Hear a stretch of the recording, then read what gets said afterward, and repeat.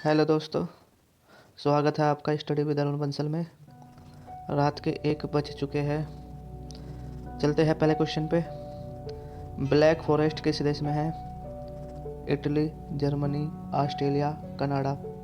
तो इसका सही आंसर है जर्मनी। जो ब्लैक फॉरेस्ट है वह एक ब्लॉक पर्वत का उदाहरण है। नेक्स्ट क्वेश्चन पे चलते हैं। हॉर्न ऑफ अफ्रीका के अंतर्गत आने वाले देश कौन से हैं? सोमालिया, इथोपिया, जिबूती या सभी? तो इसका आंसर है सभी।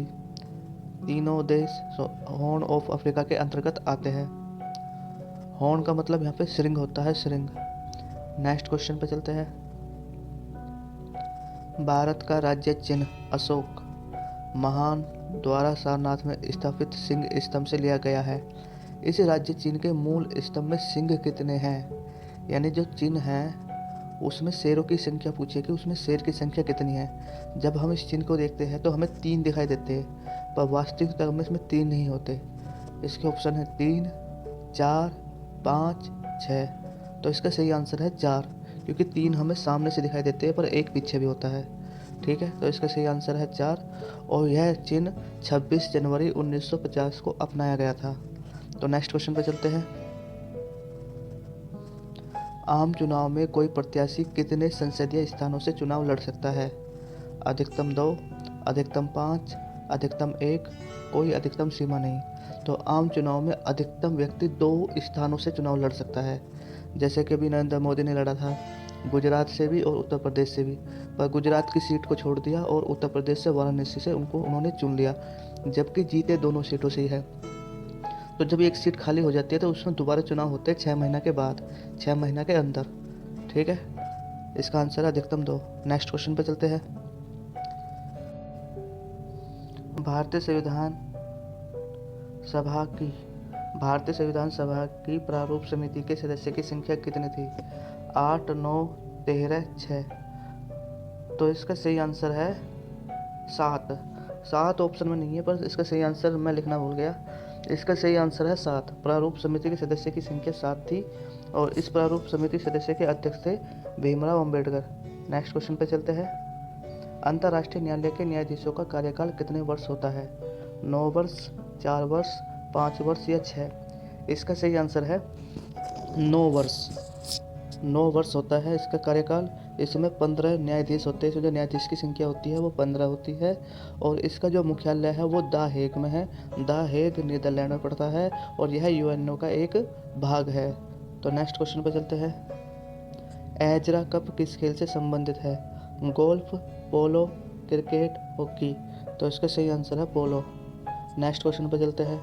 चरक किस राजा का राजवेद था? कनिष्क, चंद्रगुप्त मौर्य, अशोक, समुद्रगुप्त? तो इसका सही आंसर है कनिष्क। कनिष्क ने ही सिल्क मार्ग निकाला था, सिल्क मार्ग, जो चीन को भारत से जोड़ता है। नाथुले दर्रा में स्थित है। नेक्स्ट क्वेश्चन पर चलते हैं। भारत सरकार ने देश के 14 बैंकों का राष्ट्रीयकरण किया था। कब?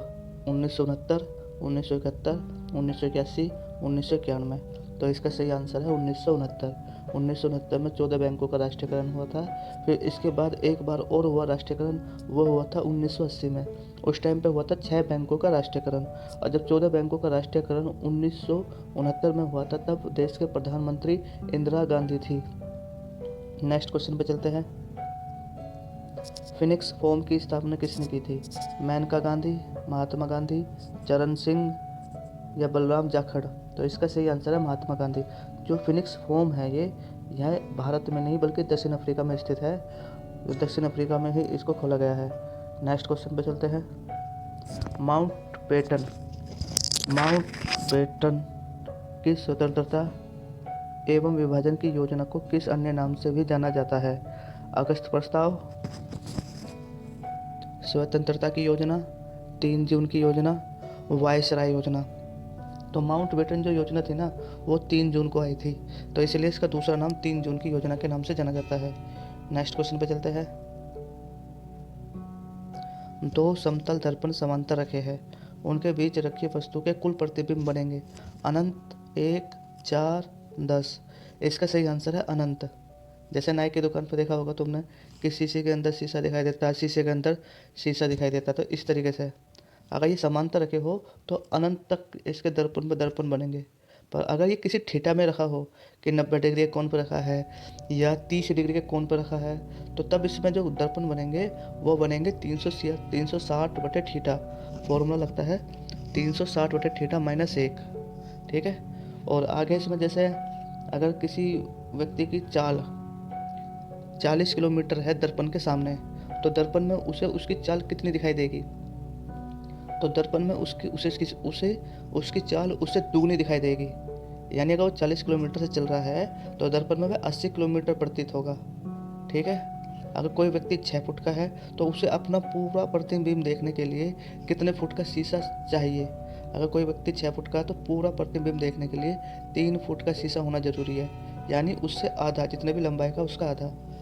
तो इसके चलते हैं नेक्स्ट क्वेश्चन पे। पृथ्वी का अंतिम सुरंग किस द्वीप को कहा जाता है? तस्मानिया, मलेशिया, इंडोनेशिया, इनमें से कोई नहीं। तो इसका सही आंसर है इंडोनेशिया। नेक्स्ट क्वेश्चन पर चलते हैं। पेशवा शासक में सबसे अधिक साम्राज्य विस्तार किसने किया? बालाजी विश्वनाथ, बाजीराव प्रथम, बाजीराव द्वितीय, बालाजी बाजीराव। तो इसका सही आंसर है बाजीराव प्रथम। बाजीराव प्रथम वही है जिसके ऊपर एक फिल्म आई थी, बाजीराव मस्तानी। इसी ने ही गोरिल्ला पद्धति भी अपनाई थी शिवाजी के बाद। सबसे पहले शिवाजी ने ही गोरिल्ला पद्धति चलाई और फिर उसके बाद इसने अपनाई थी। चलते हैं नेक्स्ट क्वेश्चन पे। धरातल पर जिस स्थान पर सर्वप्रथम भूकंप का अनुभव किया जाता है उसे निम्न में से क्या कहते हैं? भूकंप मूल, भूकंप प्रतिकेंद्र, भूकंप अधिकेंद्र, इनमें से कोई नहीं। तो इसका सही आंसर है भूकंप अधिकेंद्र। भूकंप की जो तीव्रता मापी जाती है वो मापी जाती है रिएक्टर स्केल से, और भूकंप की जो तरंगें मापी जाती है वो मापी जाती है सिस्मोग्राफ से।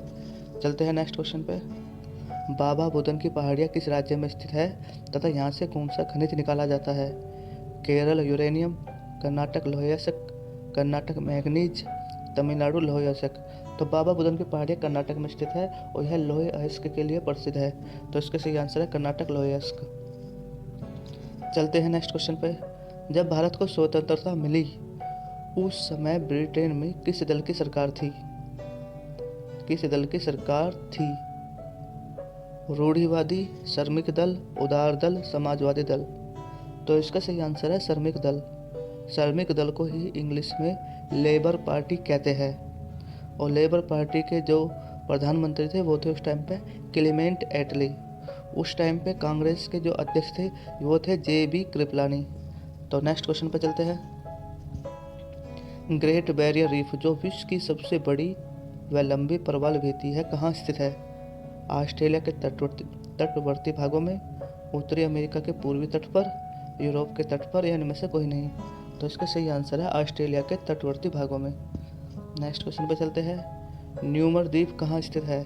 अरब सागर, हिंद महासागर, बंगाल की खाड़ी, मन्नार की खाड़ी। तो इसका सही आंसर है बंगाल की खाड़ी। न्यूमर द्वीप विवादित स्थल है। ठीक है। नेक्स्ट क्वेश्चन पे चलते हैं। लाल कुर्ती आंदोलन के नेता कौन थे? मौलाना आज़ाद, मोहम्मद अली जिन्ना, खान अब्दुल गफ्फार खां, अशफाक उल्लाह खां। तो इसका सही आंसर है खान अब्दुल गफ्फार खां। खान अब्दुल गफ्फार खां पहले विदेशी व्यक्ति थे जिसको भारत रत्न पुरस्कार मिला, और खान अब्दुल गफ्फार खां को ही सीमांत गांधी कहा जाता है। नेक्स्ट क्वेश्चन पर चलते हैं। क्वेश्चन कंप्लीट हो गए हैं।